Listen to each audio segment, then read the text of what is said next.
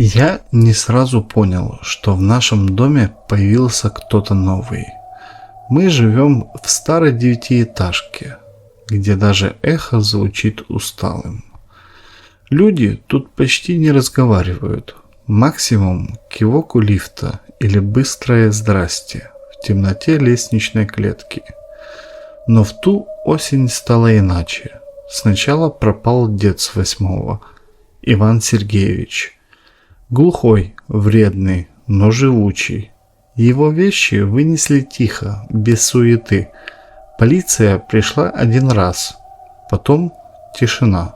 Сказали, уехал к родственникам. Только вот родственников у него не было. Я знал.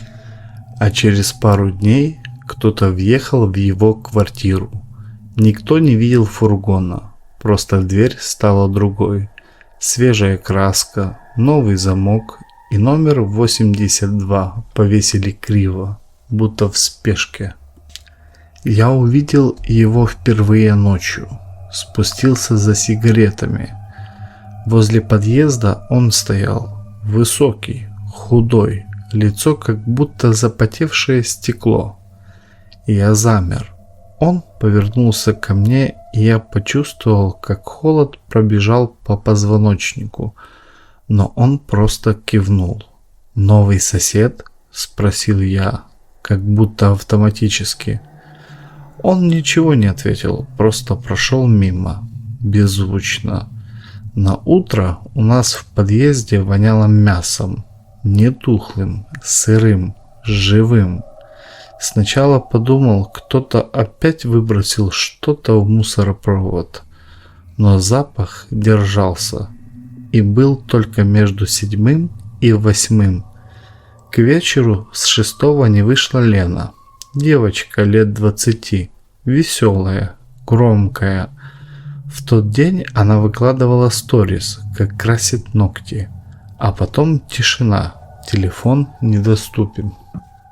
Парень ее приходил, орал под дверью. Полицию вызвали соседи. Приехали, постучали. Дверь не открыли. Ушли. Через день дверь взломали. Квартира была пуста. Ни следов, ни крови, ни драки. Только зеркало в ванной. Все в трещинах. И в центре кто-то пальцем написал: «Я тебя вижу». А вечером кто-то снова стоял у подъезда. Тот же, без лица. Я не мог вспомнить, как он выглядел. Каждый раз, когда пытался представить, голова начинала болеть. Я спросил соседку с 9-го: «Ты видела нового жильца?» «Какого еще жильца?» – удивилась она. «Квартира пустует. Уже месяца 2». Я не стал спорить, просто ушел. На следующее утро лифт был весь в крови. Стены, кнопки, потолок. Как будто днем кто-то взорвался, только без тела. Просто месиво. Убрали быстро. Сказали, кот залез. И кто-то испугался. Случайно дверью придавило. Бред. Той ночью я проснулся от того, что дверь дрожала, будто кто-то провел пальцами по дереву, длинными, медленно. Я подошел, заглянул в глазок, темнота, и вдруг глаз, прямо навпротив, но без зрачка, просто белесое пятно.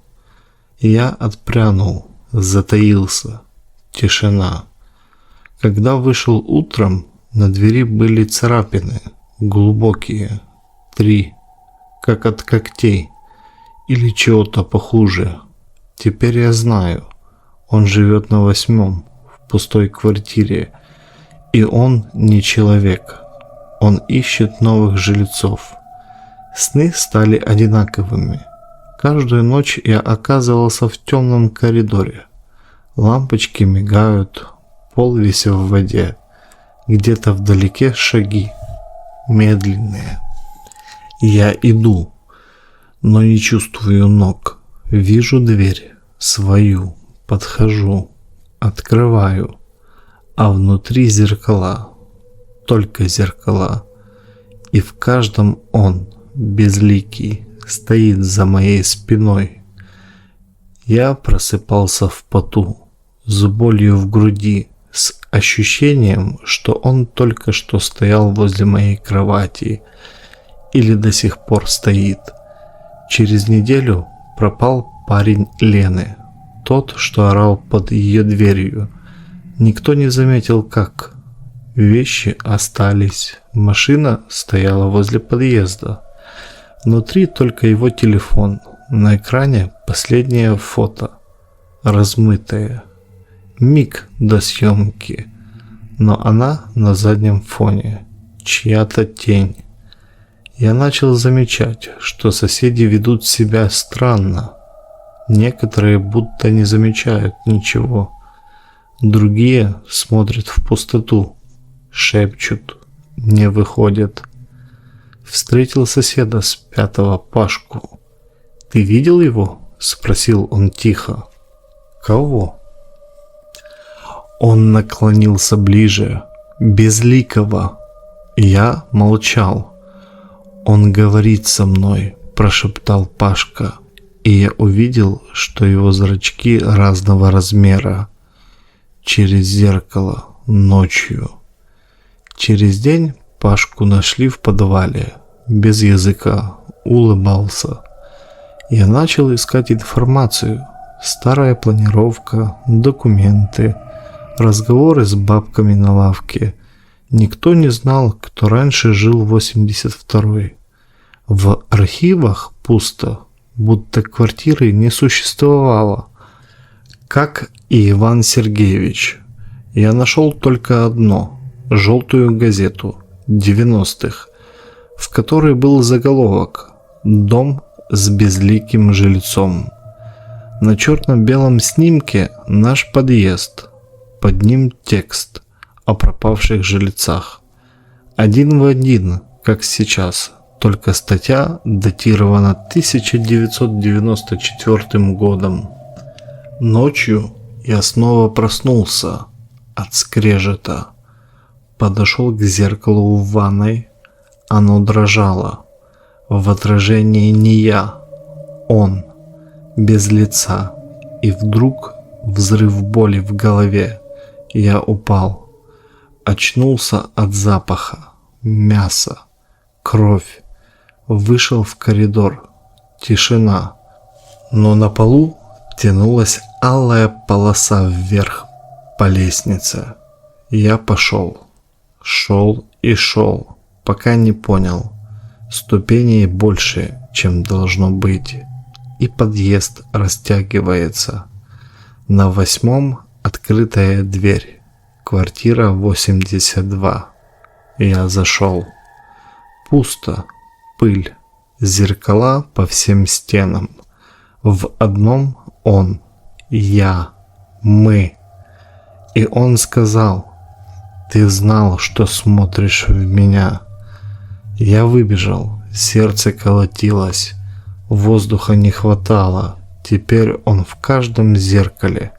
Я занавесил их все, но он все равно там. Ждет, когда я посмотрю, когда приму, когда стану им. Последние дни исчезли как сон или как дурман. Я не выходил, не ел, не спал. Все зеркало, зеркало, зеркало. Его отражение было даже в воде, в чайнике, в экране телефона, в выключенном телевизоре. И я разбивал все, что могло отражать. Резал руки, пока вытаскивал осколки из стен. Но он не уходил. Он теперь был внутри. Соседи начали сходить с ума. В один вечер с 8-го спрыгнула женщина прямо с балкона. Не кричала, улыбалась. Потом пожар на 6-м. Мужик поджег ванную, сидя в ней. Остался только обугленный торс. Пожарные нашли в его телефоне с одним сообщением, отправленным в пустой номер: «Я тебя вижу». Я пытался уехать, но каждый раз возвращался. Таксист высаживал не там, или машина ломалась. Один раз я проснулся в подъезде, хотя клялся, что уснул в другом районе города. Квартира 82 была навсегда приоткрыта, и внутри шорохи, тени, вонь. В одну из ночей, когда я уже не различал сон и явь, дверь в мою квартиру открылась, без звука, а потом шаги, мокрые. Я лежал на полу, с ножом в руке, знал, пришел за мной. Он вошел, высокий, размытый, тело будто пульсирует. Лицо все еще не было лицом, только кожа, натянутая на ничто. «Зачем ты смотришь?» – спросил он, голосом, который не звучал, а ползал по костям. Я бросился на него, нож вошел в плоть, как в воду, а потом темнота, не потеря сознания, а темнота, которая вросла в меня. Я проснулся утром на кухне, один, только нож в крови и зеркало, гладкое, целое, но в нем не я, он, и он улыбается. Теперь у него есть лицо, мое. Полиция пришла через день. Сказали, кто-то из соседей нашел в подвале сверток из кожи, плотно сшитый, внутри лицо. Настоящее, мое, только без глаз. Я писал эти строки, чтобы ты знал. Он не исчез, он просто ждет, пока ты смотришь в зеркало чуть дольше, чем нужно, пока спросишь у себя, кто я, и тогда он станет тобой. Итак, дорогие ребята, смотрите, что у вас такого не случилось, особенно у кого в подъезде есть квартира 82. Оглядывайтесь, вдруг сосед не тот, за кого себя выдает. Услышимся в следующей истории.